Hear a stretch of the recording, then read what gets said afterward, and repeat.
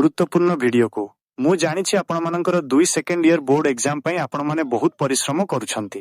ବିଶେଷ କରି ପଲିଟିକାଲ ସାଇନ୍ସକୁ ନେଇ ଯେଉଁମାନେ ଚିନ୍ତାରେ ଅଛନ୍ତି ସେମାନଙ୍କ ପାଇଁ ଆଜିର ଏହି ଭିଡିଓଟି ଏକ ଗେମ୍ ଚେଞ୍ଜର ହେବାକୁ ଯାଉଛି।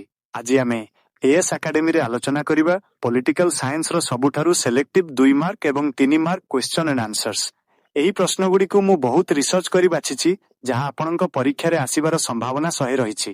ଯଦି ଆପଣ ଏହି ପ୍ରଶ୍ନଗୁଡ଼ିକୁ ଭଲ ଭାବେ ଦେଖିନେବେ ତେବେ ପରୀକ୍ଷାରେ ଆପଣଙ୍କର ଗୋଟିଏ ବି ମାର୍କ କଟିବ ନାହିଁ।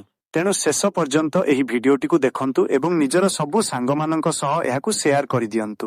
ଚାଲନ୍ତୁ ଆରମ୍ଭ କରିବା ଆଜିର ଏହି ସ୍ପେଶାଲ କ୍ଲାସ। ଆପଣଙ୍କ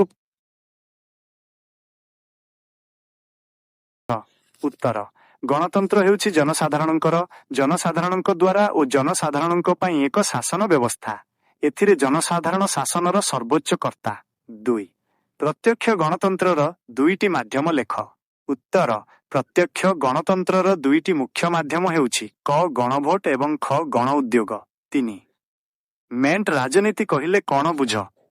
ଉତ୍ତର ଯେତେବେଳେ କୌଣସି ଗୋଟିଏ ରାଜନୈତିକ ଦଳକୁ ସଂଖ୍ୟାଗରିଷ୍ଠତା ମିଳେ ନାହିଁ ସେତେବେଳେ ଏକାଧିକ ଦଳ ମିଶି ସରକାର ଗଠନ କରନ୍ତି, ଏହାକୁ ମେଣ୍ଟ ରାଜନୀତି କୁହାଯାଏ।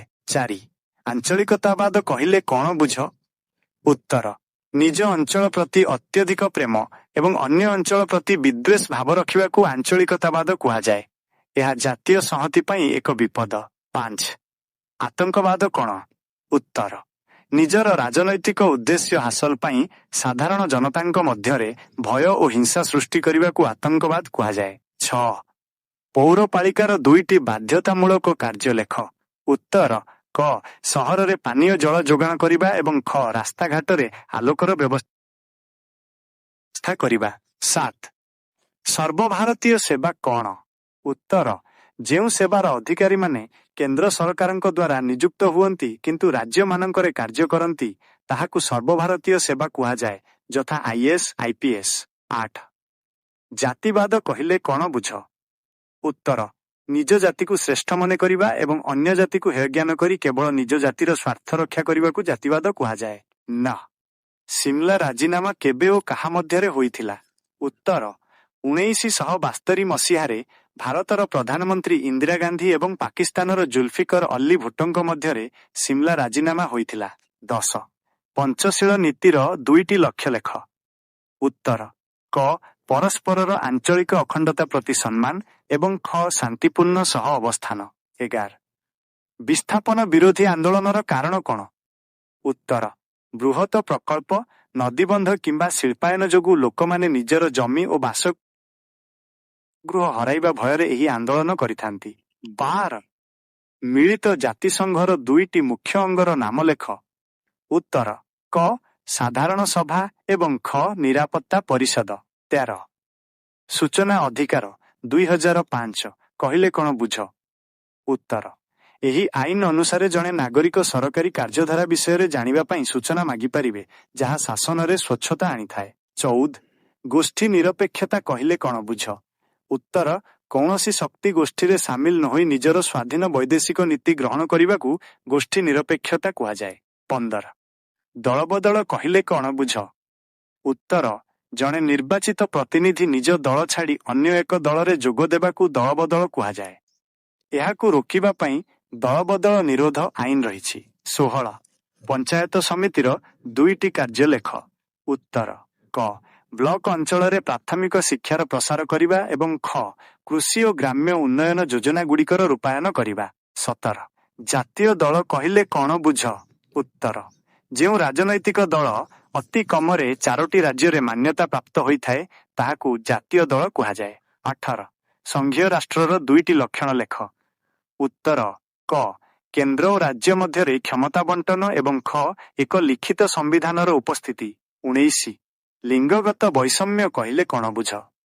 ଉତ୍ତର ପୁରୁଷ ଓ ସ୍ତ୍ରୀ ମଧ୍ୟରେ ସାମାଜିକ ଓ ସାଂସ୍କୃତିକ କ୍ଷେତ୍ରରେ ପ୍ରଭେଦ ସୃଷ୍ଟି କରି ସ୍ତ୍ରୀମାନଙ୍କୁ କମ୍ ସୁଯୋଗ ଦେବାକୁ ଲିଙ୍ଗଗତ ବୈଷମ୍ୟ କୁହାଯାଏ। 20. ଗ୍ରାମ ସଭା କ'ଣ? ଉତ୍ତର ପଞ୍ଚାୟତର ସମସ୍ତ ଭୋଟରଙ୍କୁ ନେଇ ଗଠିତ ସଭାକୁ ଗ୍ରାମ ସଭା କୁହାଯାଏ।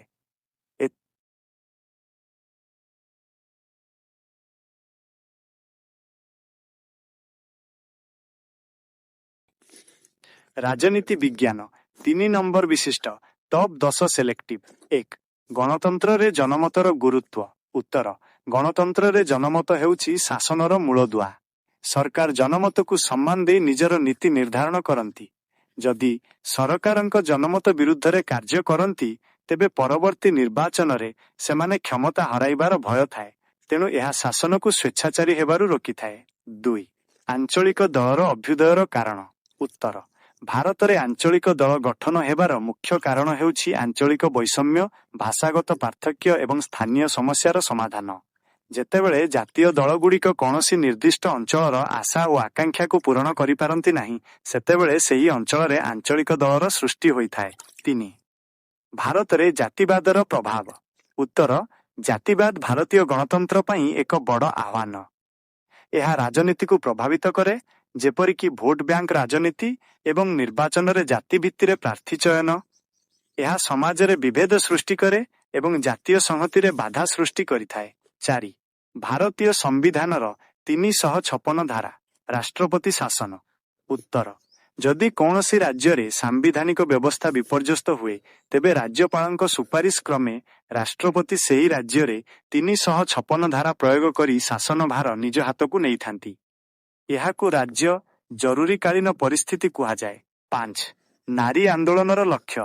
ଉତ୍ତର ନାରୀ ଆନ୍ଦୋଳନର ମୁଖ୍ୟ ଲକ୍ଷ୍ୟ ହେଉଛି ସମାଜରେ ମହିଳାମାନଙ୍କୁ ପୁରୁଷଙ୍କ ସହ ସମାନ ଅଧିକାର ପ୍ରଦାନ କରିବା, ଲିଙ୍ଗଗତ ବୈଷମ୍ୟ ଦୂର କରିବା, ନିର୍ଯାତନା ରୋକିବା ଏବଂ ରାଜନୈତିକ ତଥା ଅର୍ଥନୈତିକ କ୍ଷେତ୍ରରେ ମହିଳାମାନଙ୍କ ଭାଗିଦାରୀ ବୃଦ୍ଧି କରିବା ଏହାର ମୂଳ ଉଦ୍ଦେଶ୍ୟ।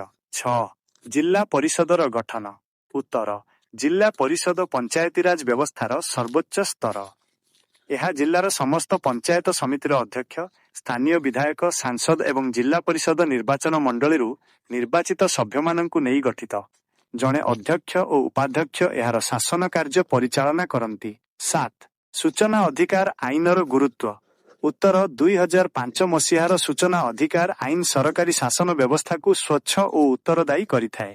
ଏହାଦ୍ୱାରା ଜନସାଧାରଣ ଶାସନର ବିଭିନ୍ନ ତଥ୍ୟ ଜାଣିପାରନ୍ତି, ଯାହା ଦୁର୍ନୀତି ରୋକିବାରେ ଏବଂ ସାଧାରଣ ଲୋକଙ୍କ ଶକ୍ତି ବୃଦ୍ଧି କରିବାରେ ସାହାଯ୍ୟ କରେ। 8. ପରିବେଶ ସୁରକ୍ଷା ପାଇଁ ଚିପକ ଆନ୍ଦୋଳନ। ଉତ୍ତର ସୁନ୍ଦରଲାଲ ବହୁଗୁଣାଙ୍କ ନେତୃତ୍ୱରେ ଉତ୍ତରାଖଣ୍ଡରେ ଗଛ କଟା ରୋକିବା ପାଇଁ ଏହି ଆନ୍ଦୋଳନ ହୋଇଥିଲା। ଏଥିରେ ଲୋକମାନେ ଗଛକୁ କୁଣ୍ଢାଇ ଧରି କାଟିବାକୁ ଦେଉନଥିଲେ। ଏହା ଭାରତର ଏକ ପ୍ରମୁଖ ପରିବେଶ ସୁରକ୍ଷା ଆନ୍ଦୋଳନ ଭାବେ ପରିଚିତ। 9. ଭାରତର ବୈଦେଶିକ ନୀତିର ମୂଳଦୁଆ। ଉତ୍ତର ଭାରତର ବୈଦେଶିକ ନୀତି ମୁଖ୍ୟତଃ ଗୋଷ୍ଠୀ ନିରପେକ୍ଷତା, ପଞ୍ଚଶୀଳ ନୀତି ଏବଂ ସାମ୍ରାଜ୍ୟବାଦର ବିରୋଧ ଉପରେ ପର୍ଯ୍ୟବସିତ। ଭାରତ ବିଶ୍ୱ ଶାନ୍ତି, ବନ୍ଧୁତ୍ୱପୂର୍ଣ୍ଣ ସମ୍ପର୍କ ଏବଂ ମିଳିତ ଜାତିସଂଘର ନୀତିକୁ ସମ୍ମାନ ଦେବା ଉପରେ ଗୁରୁତ୍ୱ ଦେଇଥାଏ। 10. ମିଳିତ ଜାତିସଂଘର ନିରାପତ୍ତା ପରିଷଦ। ଉତ୍ତର ନିରାପତ୍ତା ପରିଷଦ ମିଳିତ ଜାତିସଂଘର ସବୁଠାରୁ ଶକ୍ତିଶାଳୀ ଅଙ୍ଗ। ଏଥିରେ 5 ଜଣ ସ୍ଥାୟୀ ସଭ୍ୟ, ଆମେରିକା, ରୁଷ, ବ୍ରିଟେନ, ଫ୍ରାନ୍ସ ଓ ଚୀନ ଏବଂ 10 ଜଣ ଅସ୍ଥାୟୀ ସଭ୍ୟ ରହନ୍ତି। ଏହାର ମୂଳ କାର୍ଯ୍ୟ ହେଉଛି ବିଶ୍ୱରେ ଯୁଦ୍ଧ ରୋକିବା ଏବଂ ଶାନ୍ତି ପ୍ରତିଷ୍ଠା କରିବା।